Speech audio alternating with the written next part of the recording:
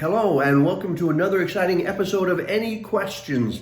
Sorry I'm a little bit late. I promised to get back to you in a couple of days.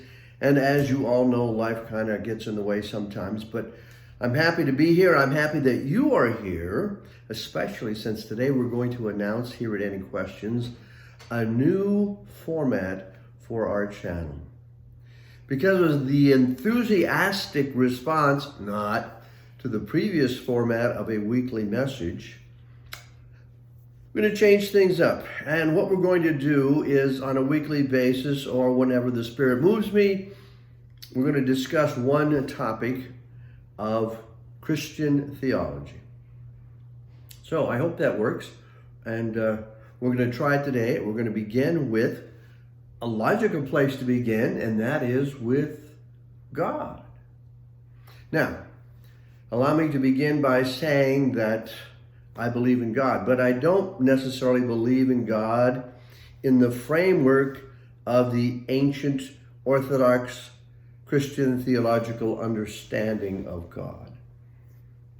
I have found that to be less than helpful or useful. So I think, as I mentioned at the outset of this channel, that it behooves us, it's important for us to take a look at life and our faith through a new lens.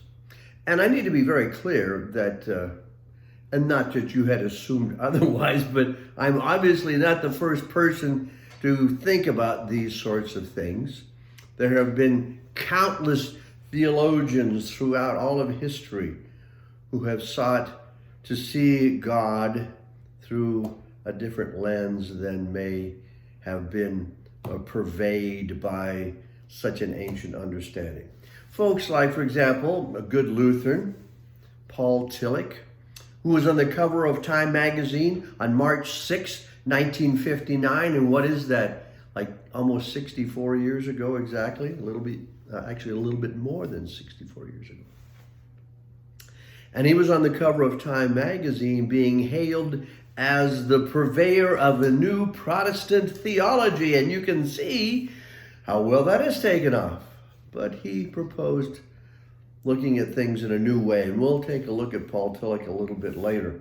Contemporary or more modern folks, Shelby Spong, the late Shelby Spong, who I really enjoy reading, John Dominic Crosnan, Marcus Borg, Douglas John Hall, and John Robinson, author of Honest to God.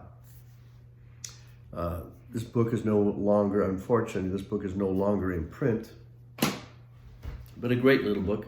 And another famous Lutheran, Dietrich Bonhoeffer, who proposed it looking at a relationship with God and Jesus Christ in a new way.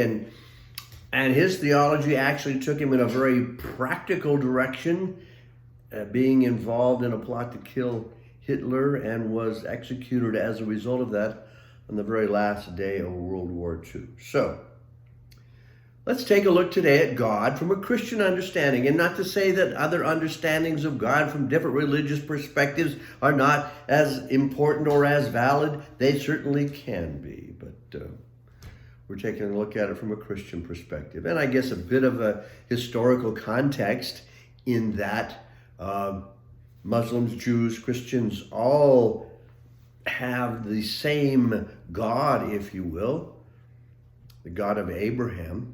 Abraham had two kids, right? Isaac and Ishmael. And the descendants of Isaac are the Jews.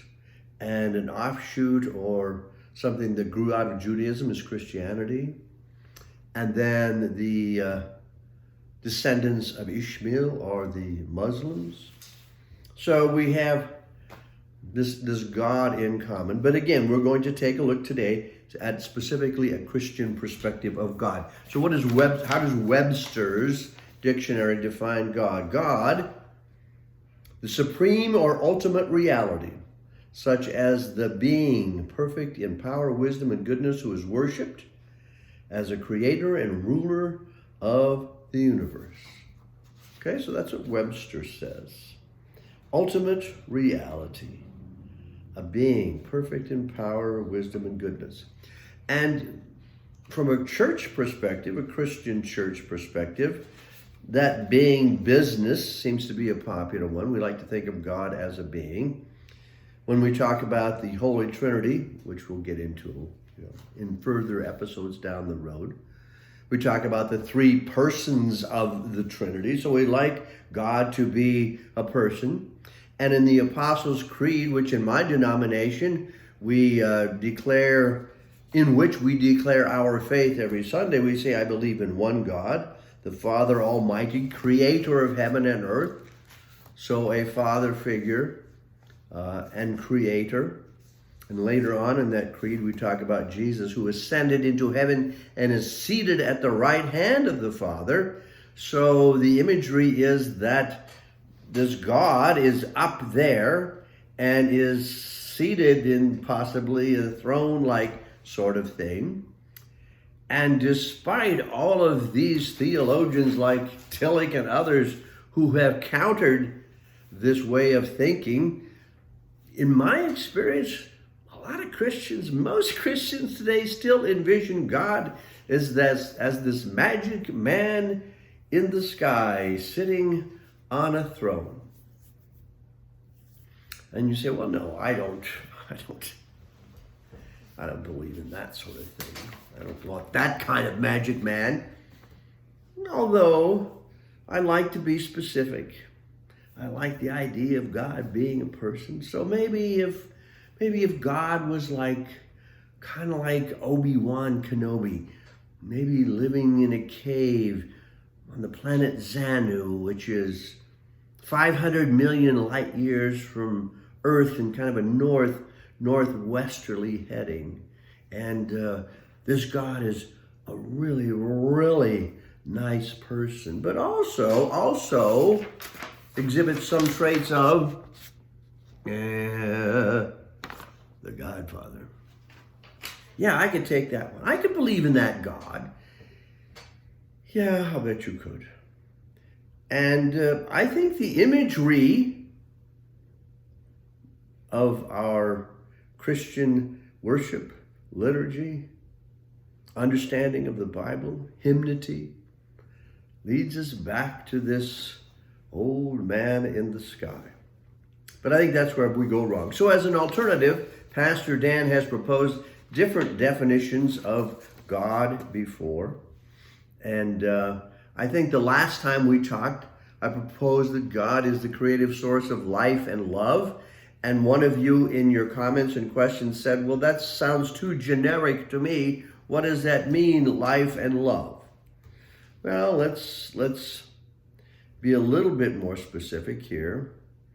That I believe that God is the transcendent source of creative energy in the universe. The source of all beings. And I condense that into one term, and that is beingness.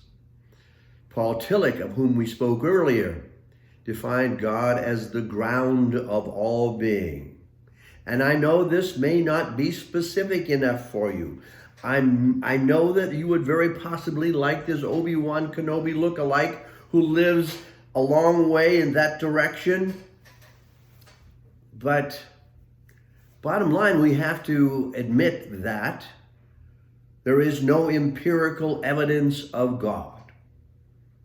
So God is essentially a philosophical concept born out of our faith and our need. So with that in mind, it's difficult to be too specific. So once again, Pastor Dan's latest definition is that God is the transcendent source of creative energy in the universe, the source of all being and beingness itself. That is God. Of course, there are all kinds of alternatives. Maybe God is dark energy. What is dark energy? Well, dark energy is that mysterious force in the universe, which scientists tell us comprises about 68% of the universe, that mysterious force in the universe that contributes to the ever-expanding energy of the universe. Maybe that's God. But again, we have no empirical evidence specifically of God. So God ends up being a matter of faith, a matter of spirit. A couple of weeks ago, Jesus was talking to Nicodemus in John 3 and said, what is born of the flesh is flesh. What is born of the spirit is spirit. So we have to, I guess, eventually, ultimately admit that God is a work of faith, or at least an outgrowth of our understanding that there is a transcendent energy and power and force in the universe, and that the understanding that our lives will be better if we are somehow intentionally seeking a connection to that transcendent force and energy of life and love in the universe. And doesn't that make sense? Doesn't that make sense that our lives would be better if in fact we were seeking, not always successfully, but at least intentionally seeking that connection. And of course, how do we make that connection? We'll talk about that in our next episode of Any Questions when we talk about Jesus Christ. So what I would like you to do in the meantime is in your comments, since because of this new format change, there'll be an overwhelming response and there'll be all kinds of comments and questions. Give me your definition of God. How do you think of God in the comments? And we'll open our next episode by talking about that. So in the meantime, God bless you. Have a swell week, and I'll see you soon.